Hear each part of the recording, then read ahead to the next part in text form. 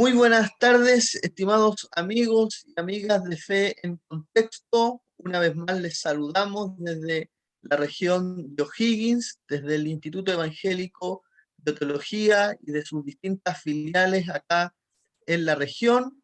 Y queremos saludarles primeramente, darles las gracias por estar junto a nosotros, por conectarse y invitarles a que desde ya usted pueda compartir este nuevo programa, esta nueva sesión de Fe en Contexto, que es parte de la extensión del Instituto Evangélico de Teología de la región de O'Higgins, recordando que Fe en Contexto es un espacio de reflexión teológica que está al servicio tanto de nuestros estudiantes como también de la iglesia local. Les damos la bienvenida al primer programa del año 2022. Les saludamos, ya vamos a estar presentando a nuestra invitada de hoy, pero antes también queremos saludar a quien nos acompaña frecuentemente, nuestro director y pastor Claudio Colombo Fuensalida, que desde la ciudad de Maipú también se conecta, y le saludamos, profesor Claudio. Muchas gracias, que Dios les bendiga. Un saludo a todos los que van a estar revisando y compartiendo esta conversación. Tenemos una importante invitada que ha dedicado muchos años al estudio de la palabra y hoy vamos a estar compartiendo un tema muy interesante para todos nosotros.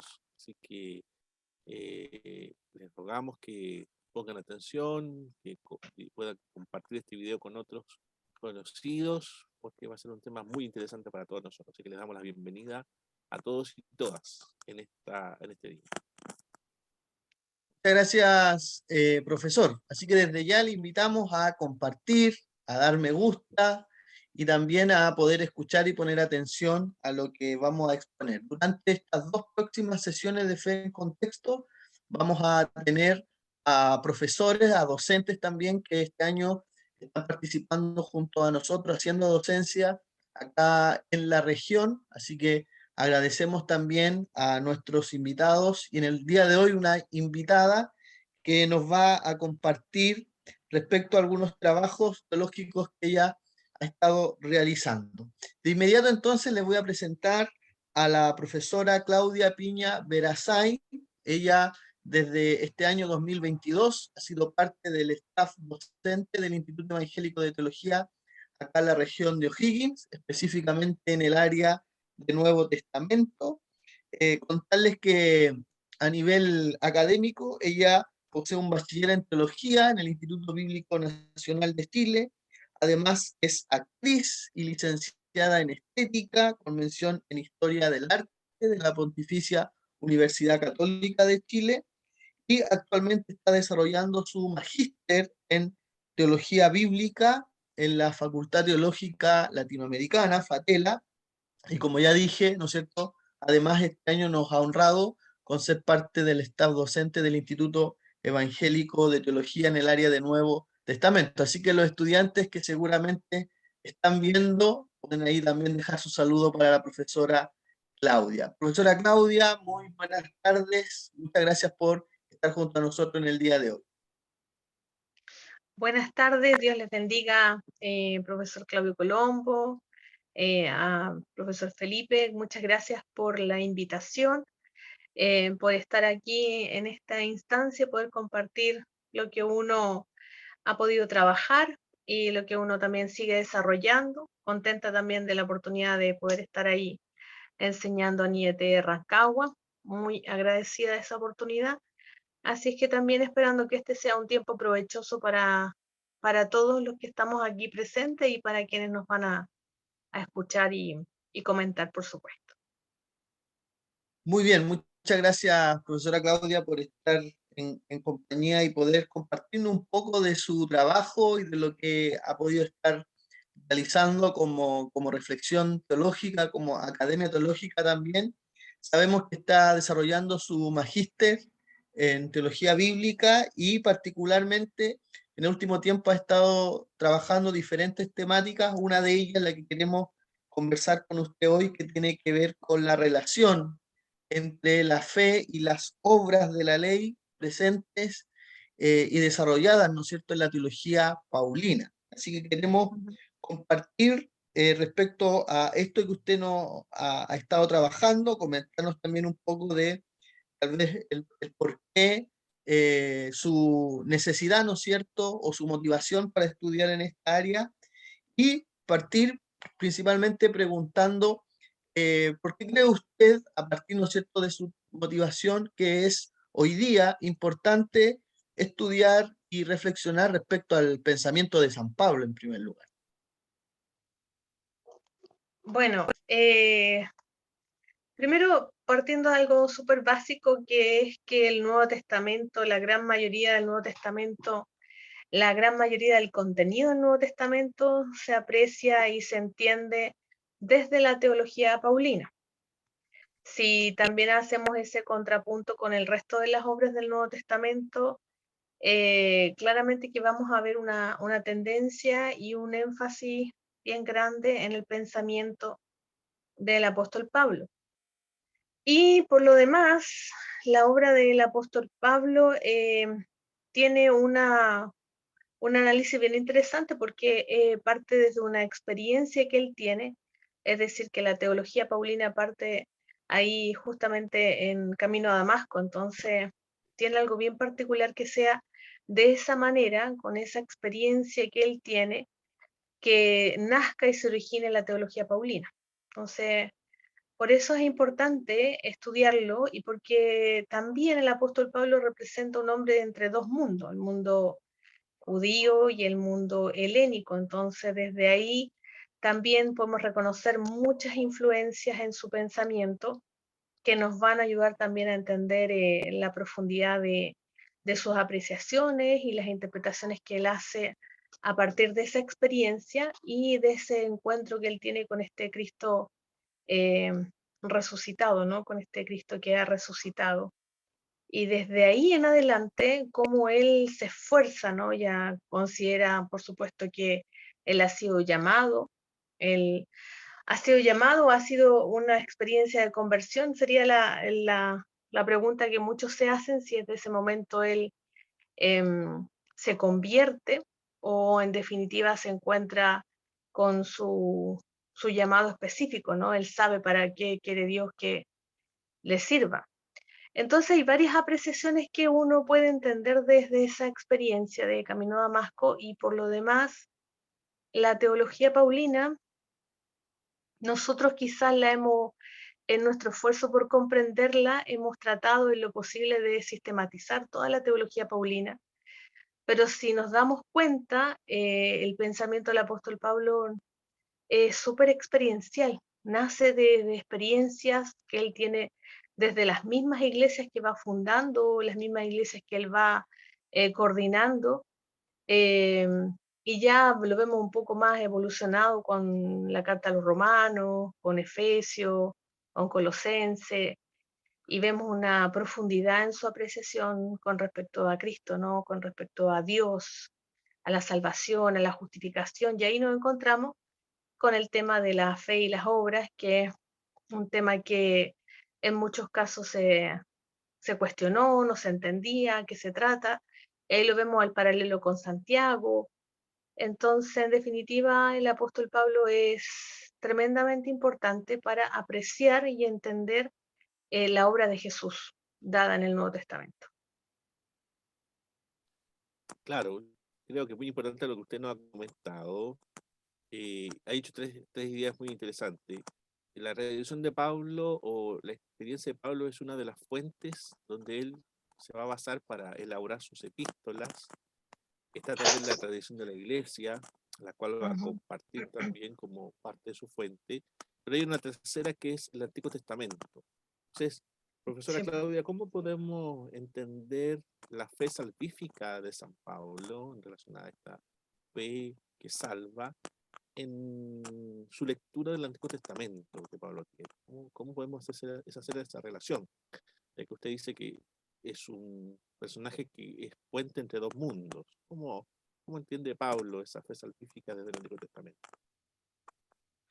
Bueno, la verdad es que ahí tendríamos que apuntar, por ejemplo, a la relación y la comprensión que tiene el apóstol Pablo con respecto a la ley. Eh, con respecto a que él hace esa analogía, ¿no? Ese paralelo con respecto a la ley, como la ley cumplan la ley, serán justificados, como lo dice en Romanos, que vamos a encontrar vida en ella, pero al mismo tiempo el apóstol Pablo nos está diciendo, nos repite que nadie será justificado por ella. Entonces, la salvación de la soteriología del apóstol Pablo desde esa experiencia, desde la fe, tiene aspectos en el Antiguo Testamento con relación a esta fe desde Abraham, porque la ley en definitiva, ¿qué es lo que es para él? Es presentarse, entenderla como esta voluntad buena y agradable para el hombre, pero la justicia en sí y la fe se da mucho antes que esta. Entonces el apóstol Pablo propone justamente esta interpretación teológica desde la fe misma, ¿no? Entonces la salvación para el apóstol Pablo va mucho más allá de esta comprensión de la ley, y la ley termina siendo para el apóstol Pablo una forma o un medio para que el hombre reconozca en sí su naturaleza, pero también reconoce en ella, Pablo, que la ley es utilizada por el pecado y en definitiva condena al hombre. Entonces, ahí él viene y representa esta fe, ¿cierto? Este Dios que se ha revelado, eh, liberando en el Antiguo Testamento a su pueblo desde Egipto, esta obediencia a la ley que este pueblo no pudo completar, no pudo obedecer, y viene ahora entonces este nuevo pacto, esta nueva historia de la redención dada por Cristo. Entonces, ahí la fe, la obediencia, la fe y la salvación están dadas. Por eso el apóstol Pablo, por ejemplo, nos habla mucho desde Abraham, ¿no? Entonces, la fe, esta salvación, este medio de salvación involucra estos aspectos de mirar al hombre y entender que el hombre se acerca a Dios por medio de ello, de esta fe, involucra no solamente la identidad con Cristo, sino que está relacionada con esta fe que se establece, como decía en el trabajo, como un discurso muy particular del cristianismo, y lo completa con Jesucristo ya en el Nuevo Testamento. Entonces la salvación para el apóstol Pablo está dada y se comprende desde la fe.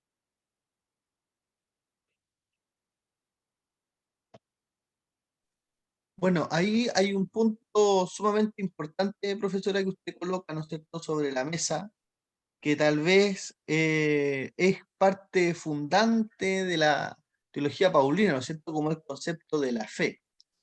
Mucho se habla de estas tres virtudes, ¿no es cierto?, teologales: el amor, la fe, la esperanza. Y dentro de la teología paulina, la fe ocupa sin duda un lugar importante. Ahora, ¿cómo Pablo llega a esa convicción, ¿no es cierto?, tan profunda y presente en su teología, de que la fe es el único acto que justifica? Obviamente pensando de todo su trasfondo judío, ¿no es cierto?, fariseo inclusive, ¿ya? Entonces, ¿cómo Pablo se logra convencer o llega a esa convicción, ¿no es cierto?, tan profunda de que la fe es finalmente la que justifica al ser humano? Uh-huh. Eh, bueno, nosotros, por ejemplo, en el Antiguo Testamento no podemos aceptar que la ley que ha sido dada para el hombre en este caso, ¿cierto?, tenga una base en la obediencia, porque finalmente el apóstol Pablo da cuenta de que es difícil que el hombre haya tenido la capacidad o la voluntad de poder cumplir con ella. Entonces, cuando entendemos esto, sabemos que no podemos basar esa justicia y esa fe sobre la base de la obediencia.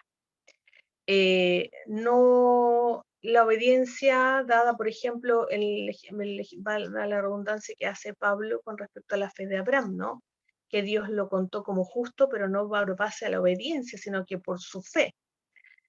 Y la ley, entonces, nosotros no la podemos, y ahí el apóstol Pablo y algunos analizan que no hay una relación justa con respecto a la ley y la obediencia, porque no se da desde esa manera, no es el resultado, sino que es la cuestión de la justificación va desde la fe. Entonces, la justificación, ¿qué es lo que hace? Nos permite vivir en obediencia mediante la fe. Por eso es tan difícil y por eso, por ejemplo, cuando se hace el paralelo entre Pablo y Santiago, cuesta un poco determinar la diferencia entre obras, por ejemplo, y vincularlos los dos. Pero no hay muchas contradicciones, no hay mucha diferencia, solo algunos términos que ocupan. Entonces, ¿por qué es la fe? La fe es un acto que el apóstol Pablo entrega y es una relación justa con Dios, pero que se da por medio de la obediencia, evidentemente. Entonces, la ley, ¿qué es lo que pasa? La ley le es dada al hombre para alcanzar esa relación justa, pero la ley, en ese contexto, la ley simplemente es un pacto que precede, es un pacto que subyace en sí mismo, es un pacto que se inicia de una manera gratuita de parte de Dios.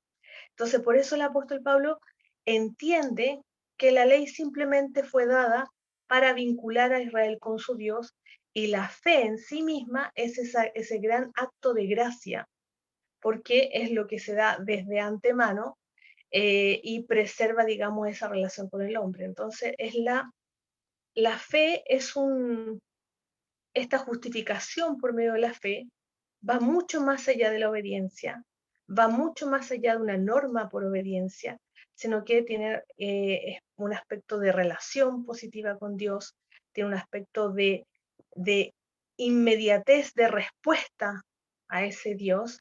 Y como decía hace un rato, la ley es la que precede al pacto. Por lo tanto, antes de ello está esta fe, esta obediencia y esta justificación que se da, por ejemplo, en el caso de Abraham. Pablo creyó, por ejemplo, siempre en el libro de Gálatas, Pablo dice que habla de que los que han creído en Jesús por fe, y los que han creído en Jesús por fe se enfrentan ahora a un nuevo conocimiento de Dios. Y por eso Pablo dice que ahora se comprende realmente la salvación que se da como base del amor, desde la base del amor. Y bueno, la justificación, la gracia, la salvación para el apóstol Pablo siempre ha estado identificada desde la base del amor, de parte de Dios con la humanidad. Usted tocó un punto dentro de su explicación que siempre se debate o cierto sale a colación, el tema de la fe que justifica sí las obras de la ley, que usted bien explicaba de San Pablo, y que la epístola de Santiago habla de la fe, o sea, habla de las obras que se deben derivar de la fe. ¿Cuál sería la relación correcta para entender esa, esa discusión teológica que hay entre Santiago y San Pablo en torno a la fe y a las obras? Bueno, normalmente la interpretación que se hace de esa relación entre Pablo y Santiago parece como si fuera una contradicción entre ambos, pero hay ciertamente que hay similitudes y hay diferencias entre ambos. Y, por ejemplo, Pablo y Santiago manejan términos muy similares para hablar de la justicia, para hablar de la salvación, para hablar de la fe, para hablar de la ley, para hablar de las obras. Es decir, que ambos comparten las mismas herramientas en cuanto al vocabulario o al significado. Pero donde está la diferencia probablemente está en esa exhortación moral que hacen ambos y que tienen relación con el énfasis y la dirección que quieren darle cada uno. Por ejemplo, Santiago quiere expresar moralmente algo en relación a las obras. y Pablo en algún minuto sí le interesa el comportamiento moral, digamos, de ello, pero lo que él está expresando más bien no se refiere a la obra de Dios, sino que tiene relación con la coherencia, de la obediencia y la relación con la ley. Entonces pareciera ahí que hubiesen algunas diferencias para expresar esa identidad. Pero otro ejemplo es que Pablo y Santiago tienen una concepción de la ley basada en que la ley, en definitiva, lo que es la expresión de la voluntad de Dios. Y esto no solamente como conocimiento, sino también como palabra, como ley, como ese logos, ¿no? Entonces una ley se cumple, tiene un cumplimiento pleno, pero para Pablo está relacionada con el precepto del amor. Y Santiago tiene relación con la ley perfecta, la ley de la libertad, la ley que tiene que ver con las obras de la ley, con lo moral, con lo ético, y ahí se van conectando más o menos los sustantivos. Pablo es mucho más polémico con respecto a la ley que el mismo Santiago. Y lo vemos en la carta a los Gálatas, que es mucho más polémico porque ahí él sabe que hay una comunidad que quiere imponer la circuncisión, él sabe que hay una comunidad que quiere que se cumpla de manera íntegra la ley, que hay una comunidad que quiere practicar las obras de la ley. Y en Santiago la prueba, la ley está relacionada también con el acontecimiento del hombre, de la fe de los hombres, la vida de los creyentes, la práctica del creyente. Entonces, la relación correcta que, que acontece en ambos tiene relación con la fe, con la promesa, con la ley, pero en Santiago vemos ahí que se contrapone y se opone la práctica, ¿no? Que tiene que ver con la realidad que estaba viviendo la comunidad de Santiago, las consecuencias que estaban viviendo, y Santiago por eso es mucho más polémico en la relación de la fe y la vida de los creyentes y las obras. Pero en resumen, diríamos nosotros que ellos dos, Santiago y Pablo, usan términos comunes. No hay un diálogo entre ellos, no es que Santiago cuando habla de las obras quiere responderle a Pablo, ni Pablo tampoco se basa en lo que conoce de Santiago. En definitiva, hay intereses y preocupaciones muy distintas, porque ellos están insertos en realidades muy, muy distintas y coinciden en una serie de términos, pero más allá de eso, yo creo que la polémica la planteamos nosotros nomás al compararlos a los dos, pero no es tan consciente eso ni en Santiago ni en Pablo. Pero hay énfasis distintos porque está conectado con las realidades de las iglesias, con el contexto de esas iglesias. Y los dos ejemplos más básicos es Santiago y Gálata, perdón, Pablo y Gálata, y bueno, Santiago y su libro Santiago. Muchas gracias, profesora Claudia, por esa esclarecedora respuesta, ¿no es cierto? Y que nos llama, entre paréntesis, a también conocer los contextos, ¿no es cierto?, de los escritos bíblicos, entender que cada texto bíblico, sobre todo en el Nuevo Testamento, tiene su propio contexto, y aunque a veces pueden parecer temas parecidos, pero que abordan un mismo contexto. A propósito de que estamos en fe en contexto, ¿no es cierto? Ahora, un poco siguiendo esa línea, pensador y un teólogo bastante fascinante, pero también algunos lo han colocado en un espacio, ¿no es cierto?, tal vez un poco más eh, polémico, si se quiere. De hecho, así como se ha contrapuesto a Pablo con Santiago, también algunos han contrapuesto a Pablo con el mismo Jesús, ¿ya?, en cuanto a su pensamiento. Y para algunos incluso los efectos de la teología paulina. Entonces, mi pregunta va en el sentido de que qué aspectos positivos y qué aspectos negativos, si es que lo podemos decir así, produjo la teología paulina, sobre todo en los primeros siglos de la Iglesia. ¿Ya? ¿Qué efectos, qué consecuencias tuvo estos tratamientos, ¿no es cierto? Sobre todo esto de la fe y las obras de la ley, ¿qué efectos produjo en la Iglesia, llamémosle primitiva, o de los primeros siglos? Lo positivo tiene relación particularmente con la experiencia y la lógica de la conversión de Pablo. Porque eso de alguna manera fue un destello para los creyentes que miraron a Pablo, sobre todo para el mundo judío judaizante, que miraron a Pablo, que se presenta delante de Cristo en este sentido, la salvación, y puede mirar la incompetencia de aquella ley, por así decirlo, a la que él se había consagrado hasta ese momento.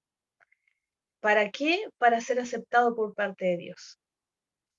Entonces ahí también hay un punto, porque la experiencia de la conversión de Pablo es tan determinante en su teología, que indica que hay un hombre que dedicó toda su vida por agradar a Dios, y lo agradó tanto que finalmente él se siente que iba en la dirección incorrecta, y ve que Dios se presenta en esa misma revelación y puede experimentar la gracia perdonadora, la gracia que borra el pecado, la gracia que lo hace sentir digno. Por eso Pablo dice, perseguía a la iglesia de Dios.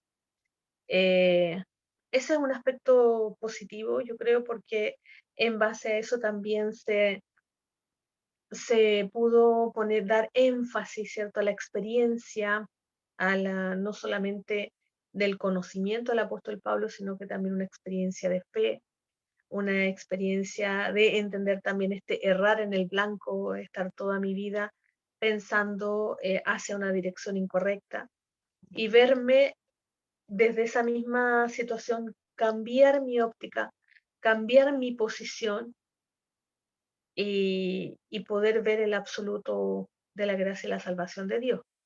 Yo creo que eso fue un efecto muy positivo dentro, por eso Pablo también en sus mismas cartas lo puede experimentar, lo expresa en el libro de Romanos, lo expresa en Colosenses, lo expresa de una manera un poco más ingenua, más iniciada en las cartas a los tesalonicenses.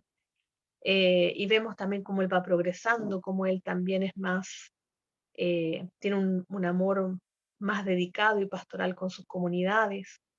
Y todas sus cartas están basadas en el amor. Todas sus cartas tienen una base, el mayor consejo de Pablo es el amor, la unidad, la reconciliación, la esperanza escatológica, porque además Pablo es muy escatológico. Todo eso está en mente en Pablo. Entonces Pablo lo que nos explica, lo positivo es que nos explica la experiencia del creyente. La experiencia del creyente que se ha desvinculado de la ley y ahora se sujeta a la identidad con Cristo. Y a su vez esa ley, que en sí misma no puede justificar, que en sí misma tampoco puede santificar al hombre, que en sí misma tampoco puede transformar la mente del hombre, simplemente es una ley, es utilizada por el pecado, condena al hombre, pero aún así la ley es buena, agradable, pero solo el que tiene la autoridad de interpretarla, y ahí podríamos ver el contrapunto con Jesús, que cuando Jesús dice, cuando habla de la ley, ¿cierto? Y dice, os digo, que la ley dice, pero más yo os digo, dice Jesús, es decir, que él tiene la autoridad también para mirarla, para interpretarla, pero Pablo lo que tiene es la experiencia, esa experiencia como creyente. Eso diría yo que es un aspecto positivo. Y bueno, y ahí también nos damos cuenta un tema que Pablo lo hace una gran analogía que tiene que ver con la santificación. Y la santificación en definitiva para Pablo también está basada en el amor, Sabemos también que es progresiva, pero la santificación está dada en la incapacidad del hombre de poder liberarse por sí mismo del pecado. Entonces ahí está la, la nueva, la nueva vida, el nuevo hombre, y que es un análisis maravilloso, Pablo, de lo que es la experiencia de este nuevo hombre, de este nuevo pueblo. Eh, Ahí yo creo que también hay algo muy interesante que el apóstol Pablo propone, por ejemplo, en Colosense, cuando ve todo este hombre que se va desgastando por dentro, por fuera, pero por dentro va modificándose. Eso también es bastante relevante en el apóstol Pablo, la experiencia que tiene que ver con este nuevo hombre, la santificación y la experiencia, como decía recién, del creyente en esta conversión. Muchas gracias. Usted tocó varios temas que podríamos contextualizarlo con la iglesia de hoy. Ujú, En base a eso, bueno, hay autores como Rafael Aguirre que han escrito textos sobre el inicio del cristianismo en relación a cómo entender las primeras comunidades. Y algunos autores plantean que había tres iglesias en el libro de los Hechos: la iglesia de Jerusalén, ¿cierto?, la iglesia de Antioquía y las comunidades paulinas, que tenían cristologías distintas, eclesiologías ujú, distintas, ¿cierto?, que aparecían ahí. Ahora, como usted lo explicó muy bien, San Pablo es un autor, es un apóstol que tiene que enfrentar un cambio dentro de la iglesia, que es el inicio o la entrada del mundo gentil al reino, ¿cierto? Comunidades mixtas que comienzan a configurarse, muchas de sus cartas tienen que dar consejos a esa parte práctica, donde hay que ser guiado por el Espíritu para poder llevar, ¿cierto?, el consejo bíblico en relación a estas transformaciones que la iglesia está teniendo. Eh, en base a eso, profesora Claudia, ¿qué aspectos de Pablo hoy día nos servirían? Podríamos necesariamente traer a colación en estos cambios que la iglesia hoy día ha tenido. Pensando en una pregunta práctica, nosotros vemos transformaciones en nuestras iglesias por diferentes cambios que se han generado. ¿Cuáles podrían ser los aportes de Pablo a estos cambios que la iglesia hoy día está viviendo? ¿Por qué sería relevante leer a Pablo en estos cambios? Usted nombró uno que era el concepto de santidad. ¿Cuál podrían ser otros? Si quiere profundizar en ese tema, no sé, le escuchamos, ujú. porque para nosotros es interesante pensar a Pablo hoy día, en el día de hoy. Sí. Eh, en este momento pienso que algo que hizo Pablo y que fue muy interesante es que él se preocupó por el creyente, entendiendo que el creyente era un ser que vive entre dos mundos, el mundo de la iglesia y el mundo del mundo, por decirlo así. Y para eso Pablo lo que hizo, porque para él era una preocupación, es integrar lo que se conoce como los códigos de deberes domésticos.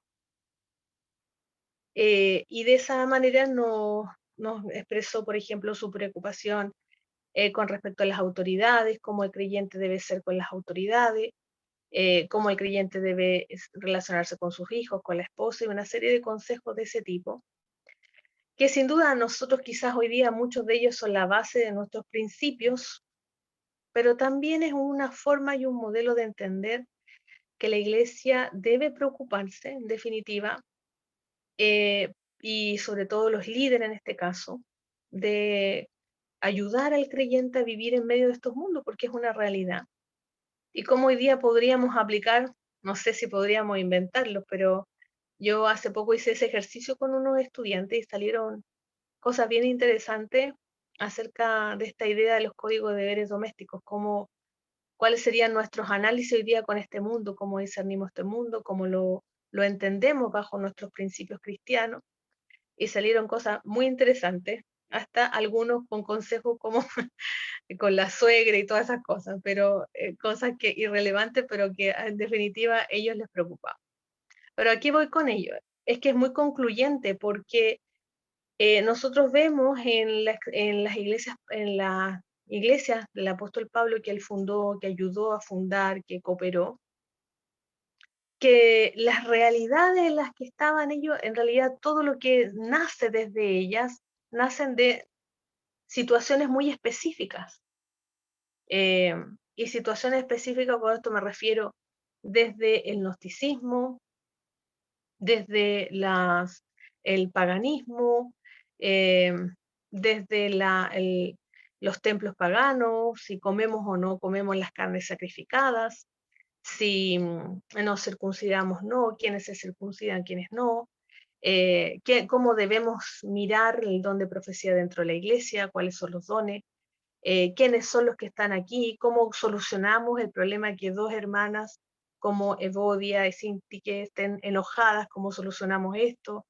Entonces, claro, nosotros como occidentales hemos querido un poquito elevar el concepto de la teología paulina, cuando en realidad, bajo mi punto de vista, es muy sencilla, porque lo que hace Pablo es resolver problemas, casi la mayoría de su vida, lo que se dedicó más fue a resolver problemas en la iglesia. ¿Y cómo los resolvió? Tenemos este ejemplo que son los códigos de deberes domésticos, tenemos el ejemplo de el amor, tenemos el ejemplo de la disciplina, la fuerza, la imposición, y otro de los ejemplos que Pablo usó muchas veces fue su propio testimonio de conversión. Él siempre, a pesar de que él muchas veces no quiso hacerlo, pero siempre en su mayoría de las cartas terminaba él exponiendo su vida de cómo él se convirtió, cómo fue su conversión.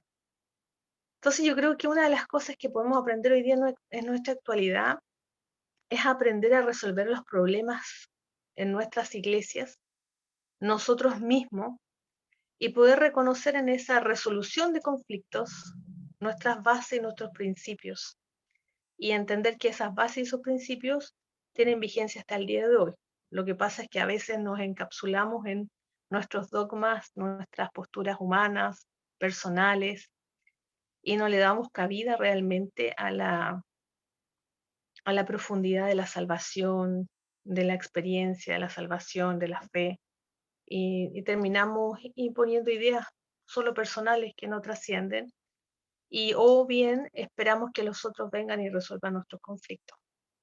Entonces yo creo que esa es una de las cosas que podríamos rescatar del apóstol Pablo en cuanto a las realidades de las iglesias.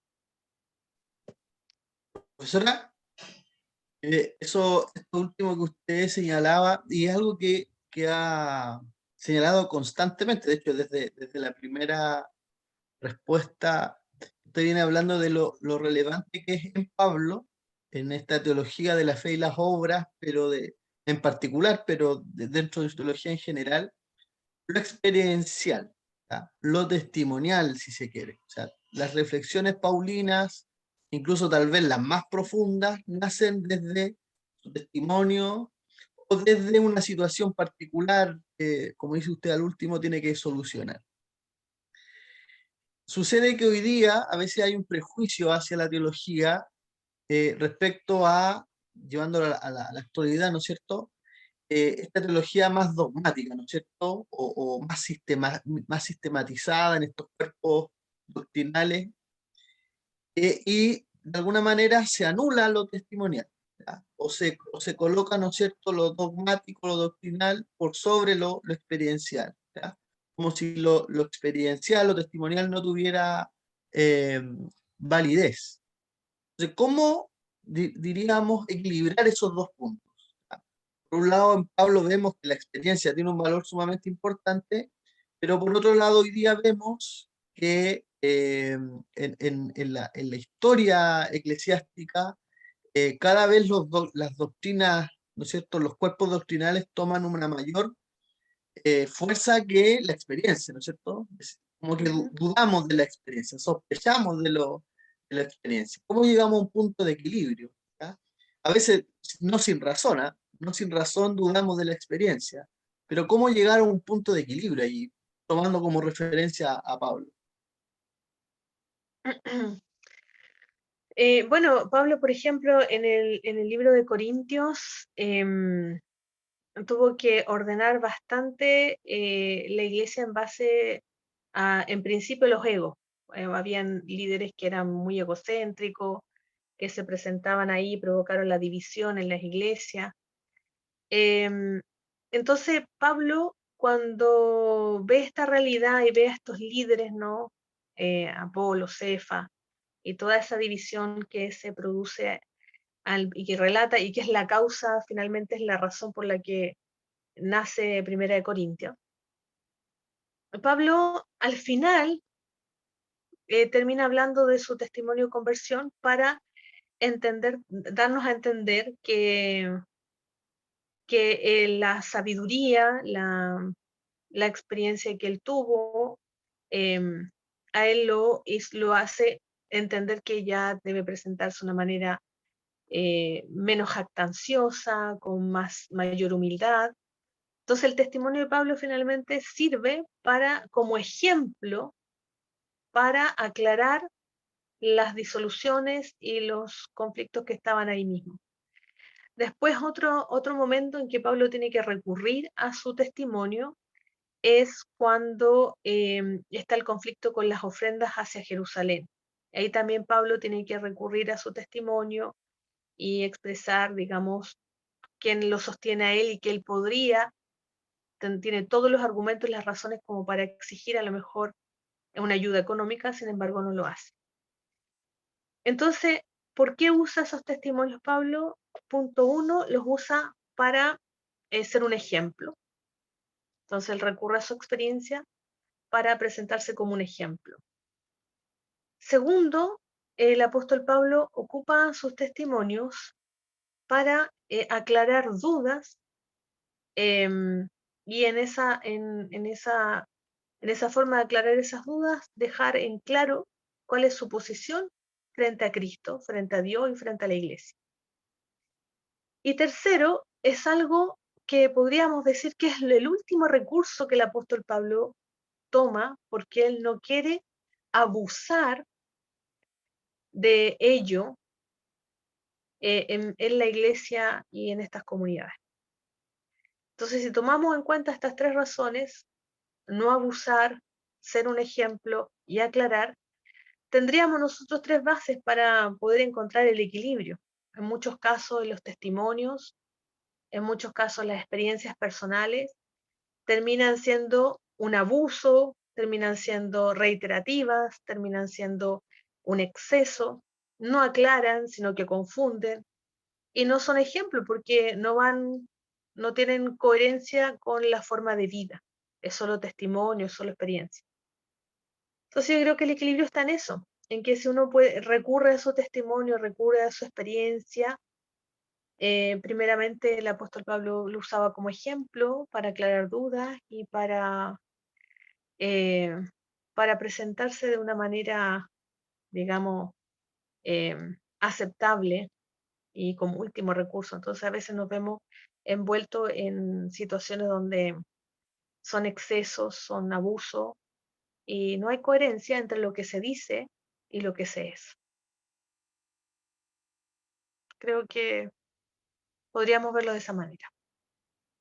Muchas gracias, profesora Claudia. Muy esclarecedora su respuesta y muy también, como dijo usted en un momento, Pablo, Pablo es muy sencillo para explicar. A veces nosotros, ¿no es cierto?, lo dificultamos, pero efectivamente él, con sus consejos, y bueno, usted lo ha dejado de manifiesto también ahora, en esa sencillez para a veces responder cuestiones o situaciones muy complejas de su tiempo. Así que agradecemos por esa reflexión y agradecer en general por lo que nos ha expuesto en el día de hoy. Sabemos que esto también es producto de su propia investigación, de su magíster, así que agradecemos como Fe en Contexto y seguramente todos nuestros estudiantes y quienes vean, ¿no es cierto?, esta transmisión, quedarán muy satisfechos, ¿no es cierto?, con lo que usted ha podido exponer. Nos gustaría, eso sí, entregarle unas palabras de cierre, algunas reflexiones finales que usted quisiera compartir junto a nosotros, porque sabemos también que muchos de estos temas siempre quedan más preguntas, quedan abiertas, ¿no es cierto?, a ciertas nuevas respuestas a interrogantes, y nos gustaría que usted nos pudiera compartir algunas reflexiones finales respecto a esta temática.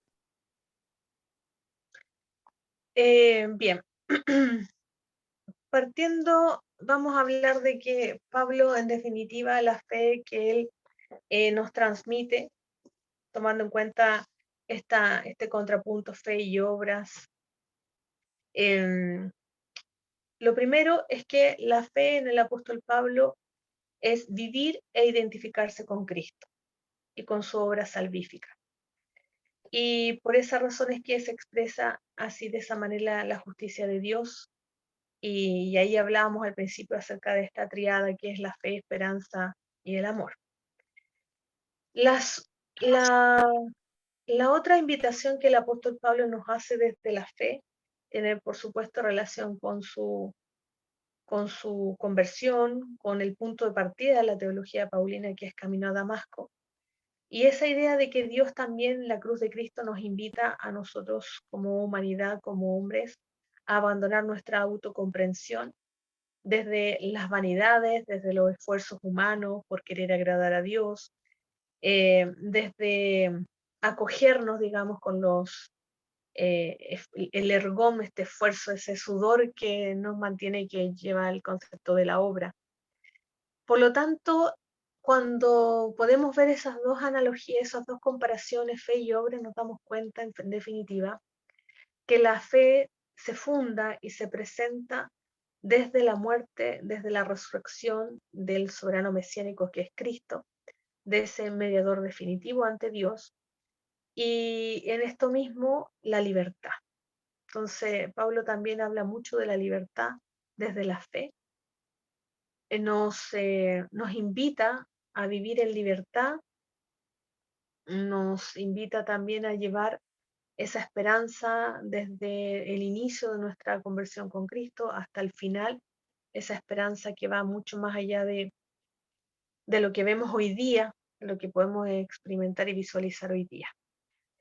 Y por último, entender también que Pablo en su propia vida nos presenta una profundidad que se basa justamente en el amor de Dios manifestado en Cristo Jesús, nuestro Señor, en la nueva vida que se produce por Cristo y, y mirar la fe. Yo creo que aquí es donde está el contrapunto y en definitiva lo que me gustaría poder dejar que la fe es razonable, se puede razonar la fe, pero también hay que experimentarla.